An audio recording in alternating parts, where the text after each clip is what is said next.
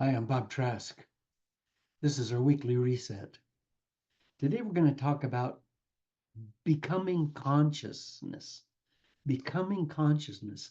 And this is a wonderful book that I am going to just be teaching a class starting in a couple of weeks. And you can find that out incidentally if you go to bobtrask.com. You can find out about that class. But this book is one of the best books ever. If you're not going to take the class, at least get the book.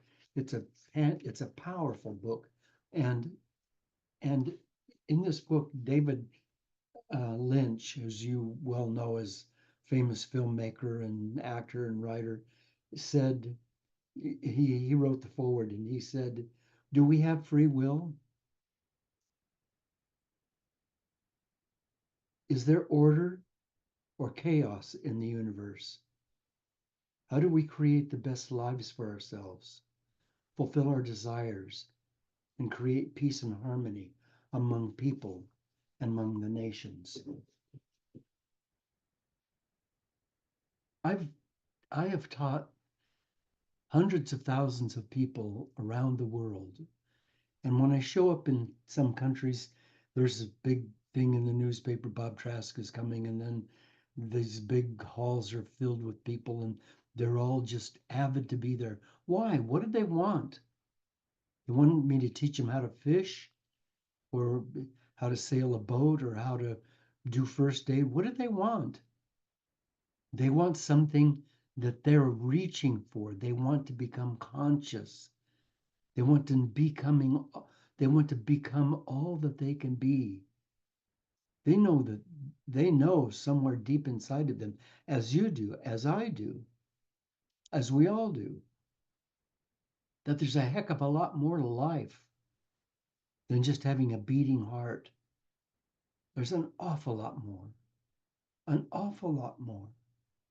You and I are eternal. We were never born except into these bodies. We were we were always here and we will always be here because we are consciousness. And consciousness is way beyond the brain or the mind. It's a state of being. It's a state of being, and everything else fits into that. So the brain is maybe the most marvelous, magnificent item in all the universes. It's just, I never can get over how fantastic the brain is. And yet the brain is not consciousness, and the mind is not consciousness. The brain and the mind are a hardware and a software system that are working together to create our daily life.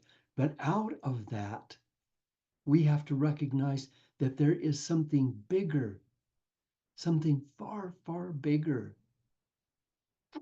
Lao Tzu said, the key to growth is the introduction of higher dimensions of consciousness into our awareness. So he's saying that we need to introduce higher dimensions of consciousness into our awareness. Now that may seem a little vague right now, but stick with me for the next half hour and you'll see how easily it comes together. A lot of people think that consciousness at its simplest is awareness. Well, it's a path to awareness is a path to consciousness, but in fact, it's not by itself consciousness. And consciousness is not so much being aware of something as it is being awareness itself. Consciousness is not being aware of something, it's being awareness. And when you're truly aware, truly conscious, it's not only your eyes and your ears that know the vast ocean of truth. It's the body, the brain, the mind, the emotion, the spirit, all being one with what is. By being one with what I see, what I hear, what I touch. And then falling into that deep peace, that deep, stable peace that is alive, that is consciousness, being one with truth, one with the vastness of reality. And how little we know of reality, because almost none of us are curious about what lies beyond our beliefs and our convictions. So reality isn't what we believe, reality isn't what we hear, see, or think. That yeah, reality's one heck of a lot bigger than that.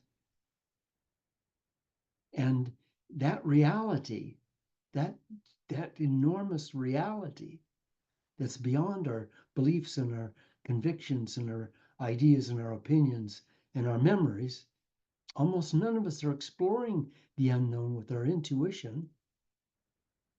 Instead, we distrust our intuition and we use only our past experiences to confirm our mindsets.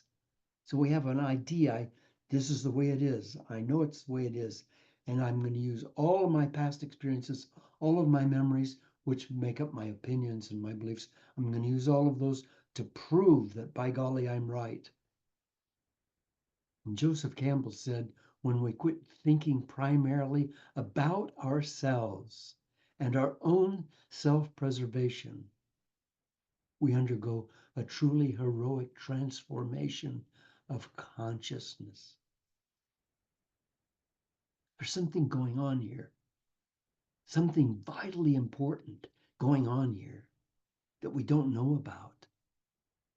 Imagine with me that we recruit a policeman, a grandmother, an entertainer, and a psychologist. We recruit those four, and we get them to come with us. And you and I are on the team, so there's six of us: a policeman, a grandmother, an entertainer, a psychologist, and you and me. And then each one of us will get a pad of paper and a pencil, and we're gonna go to the busiest city in the world, and we're gonna stand on the busiest street corner in the world, side by side, lined up here. And for 15 minutes, we're gonna watch the crowd. We're gonna watch, and we're just gonna make notes of everything that we see.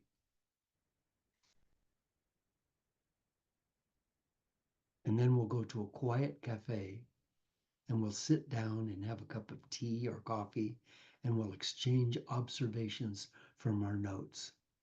And not one of us should be surprised to learn that all six of us saw different things. And yet we were standing side by side, viewing the same scenes unfolding around us.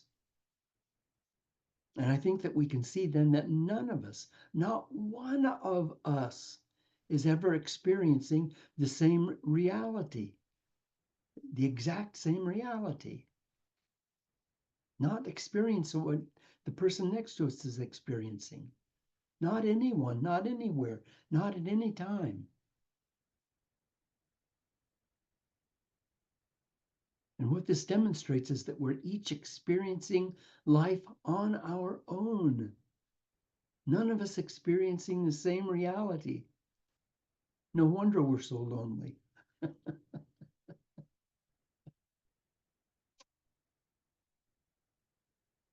So we're each different. You're different. And the person sitting next to you is different, and everybody else is different, different, different, different, different. Your thumbprints are different. Your eye prints are different. The neuronal pattern in your brain is different.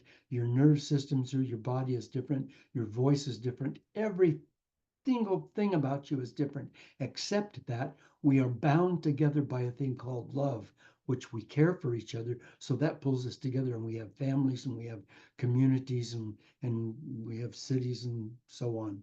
And so that holds us together. But there's a thing called consciousness that, boy, I hope you can get this. There's a thing called consciousness that is us. It is us. The great, powerful mind of creation in all places at all time. That great flowing river of light and life. The orchestra of the ages.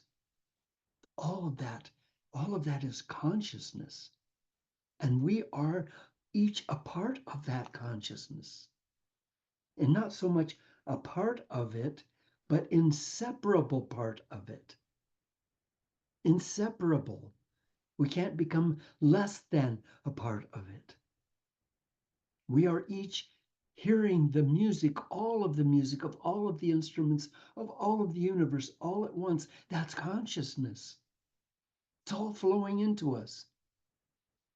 You know what we do? We stay in this little bitty part of our brain and we think. And that's the way we resist being consciousness, is that we think, we spend all of our time thinking, judging ideas, thoughts, ideas, thinking. And so we are different, we see things different, and yet we are consciousness together. And in reality, I mean, this thing called reality that we know so little about. Um, if you think with me about reality, and you look at reality as a thing, then what is that thing?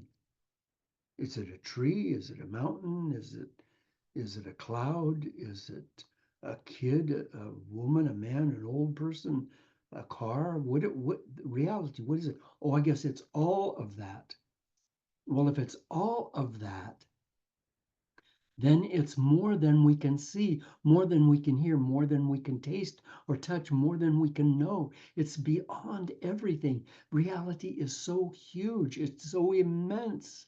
So as we're standing on the street corner watching those people go by and looking at each one of them, and the policeman seeing two pickpockets and the entertainers saying, oh, I could teach that person how to dance, and everybody's seeing whatever they're seeing, and the grandmother's saying, oh, be careful. Everybody's doing what they're doing. So all of us are seeing all of those different things.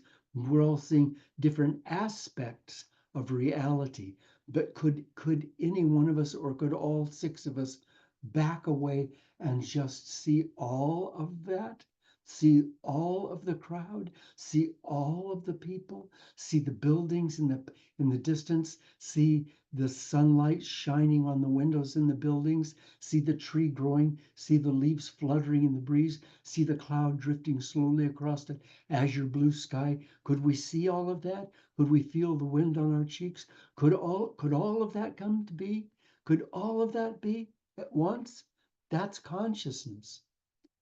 And here's the beautiful thing about this, is that when we die, whatever die means, which when our body stops functioning and we step outside of our bodies, when we go on being which we always were, consciousness, pure consciousness, when we get there, then all of everything, everywhere, everything, the reality with a capital R, all of that is us.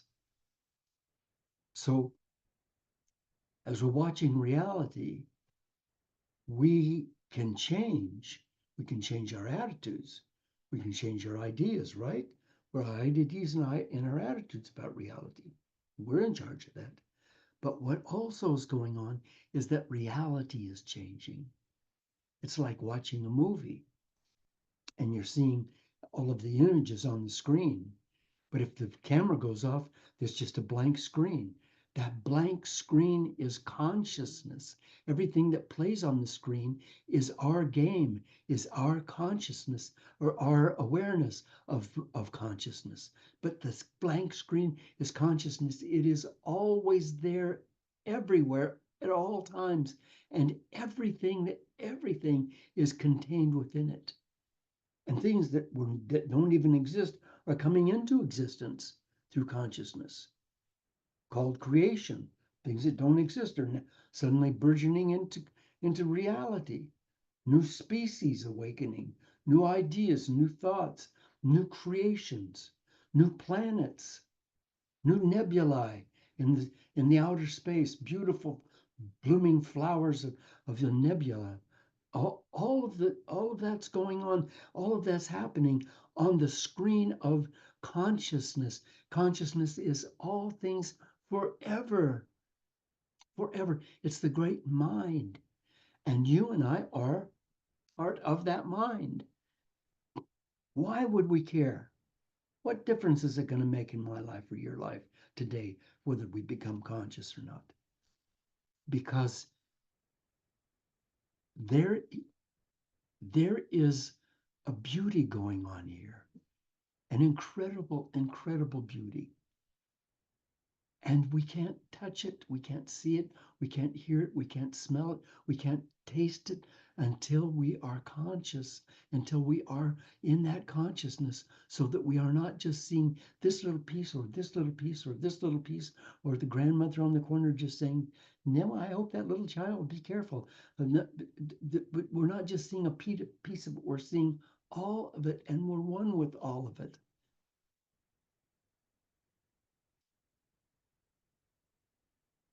Want proof? See, there's this great like orchestra playing, and we're all the dancers being influenced and changed by the changing music. There are 12 notes in music, in Western music. 12 notes. That's it, 12 notes. 12 notes. And those 12 notes are expressed in tens of thousands, hundreds of thousands of ways by tens of thousands of musicians, of people, of composers, of musicians, of singers, of dancers.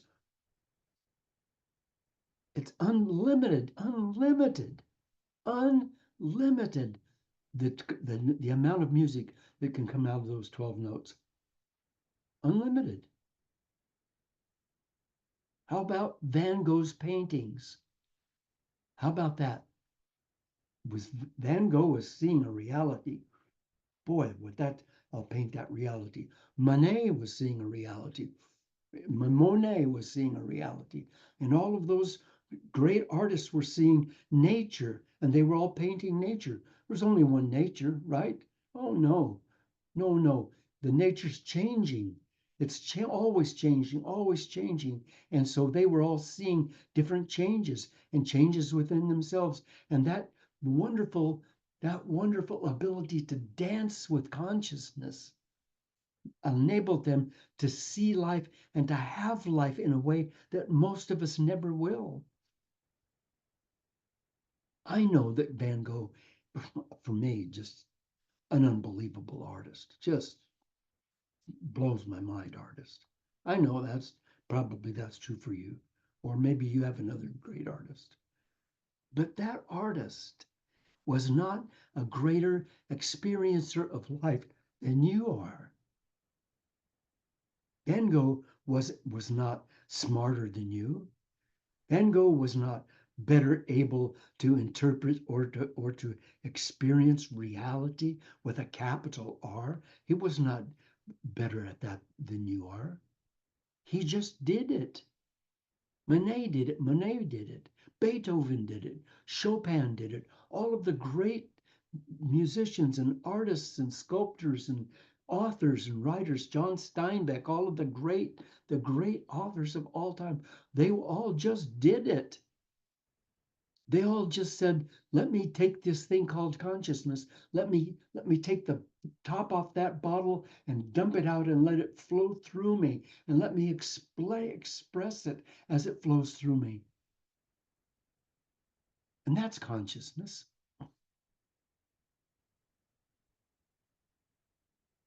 So then how do we expand our senses so that we're in harmony with what's going on, rather than being shielded by our memories and our opinions and our ideas? You and I both know that reality is unlimited. No matter how much we observe, there's always more, always more. And since the constant unfolding of reality is not going to stop changing, the only way we can become one with it is to change with it, to dance with it, to the music of space-time. Imagine what your life could be if only you were able to double the experience of reality that you're having. Imagine the reality that you see, whether it's the people or paintings or the beauty of your home or the wilderness, the outside, the sky, the clouds. Well, imagine all of that that thrills you. Imagine that you could just double that today. Today, just double that. And then double it again. Now we're getting there. Now we're getting into consciousness. Imagine the thrilling flow of isness swimming around you, swimming around me. Then how to become conscious. So we're talking about conscious. How do I become conscious? 2 steps. Two. It's easy. 2 steps. No big deal. One, meditate. Wait, you may be saying to me, but I don't know how to meditate. Meditation is easy. You knew how to meditate when you were a little kid. You meditated all the time. People called it daydreaming. You just, and somebody might come up and pop you on the back of the head and say, stop daydreaming, pay attention. No, don't pay attention. Don't do that. Don't do that. Go back to daydreaming. Just allow yourself to become still and let your mind go away until it becomes numb and stops thinking. So that's number one. And I have a 5-minute meditation every week. You can go to YouTube and put Bob Trask 5-minute meditation. Then you can meditate for 5 minutes with me as many times as you want to every week. And every week it's a new one. And there's lots of other ways that you can find to meditate. It's easy, it's not hard. People may make it hard, but it's not hard. Number two, there's one is meditate. Number two, become one with nature. That colorful dance of promise that is nature. Because see, we are nature. Like we build a house, a square box, and we put up a telephone pole with a thing that looks like this, and then we build these things all around. And then you look at a tree standing next to that, and the tree is like flowing in the wind, and its branches go off at these funny angles, and it's so beautiful, and its roots go down into the earth, and so beautiful.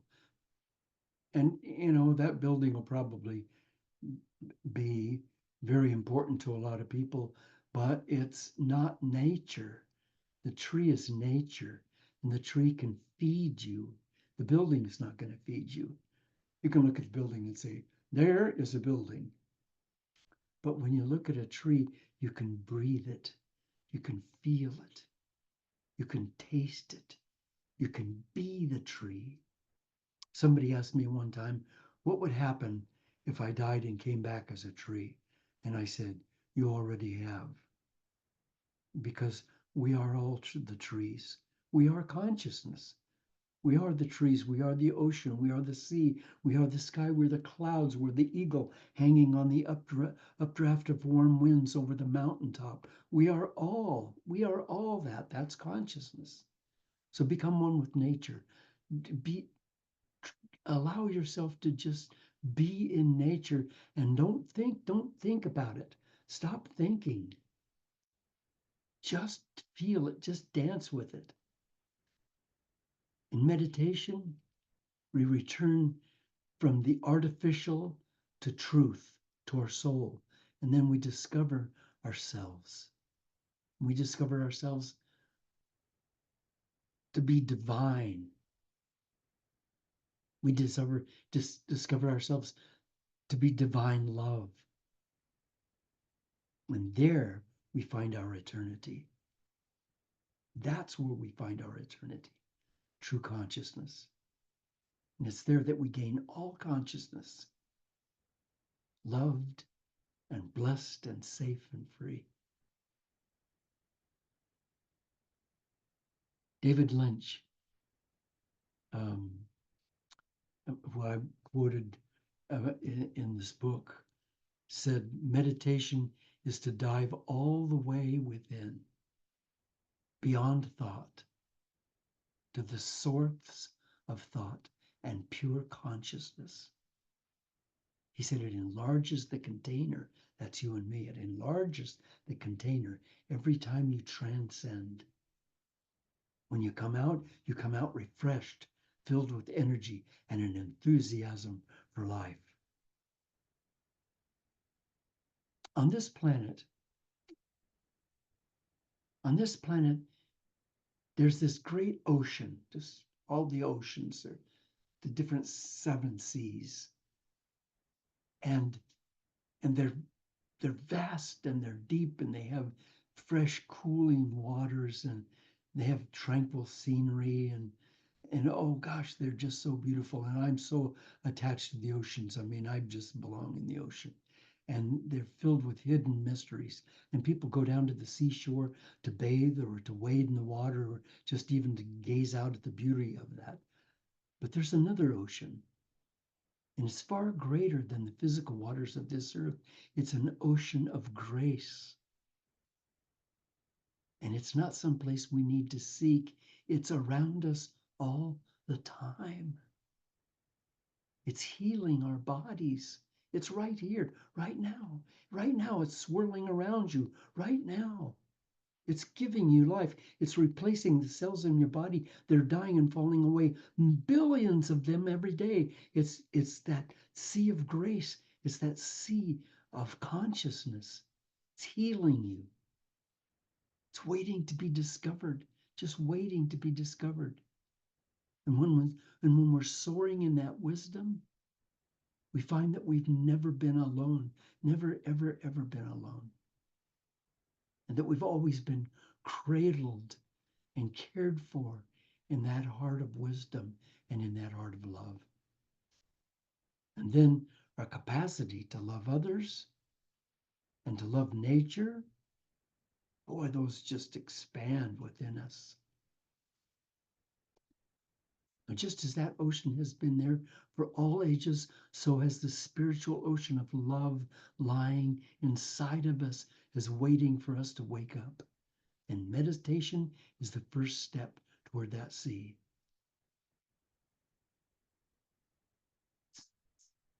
I know you don't have time to meditate. I know I don't have time to meditate either. I'm just too busy. I don't have time to meditate. So if you meditate 15 minutes in the morning and 15 minutes in the afternoon, 4 in the evening, that's a lot. That's a lot. Whew, that's a lot of meditation.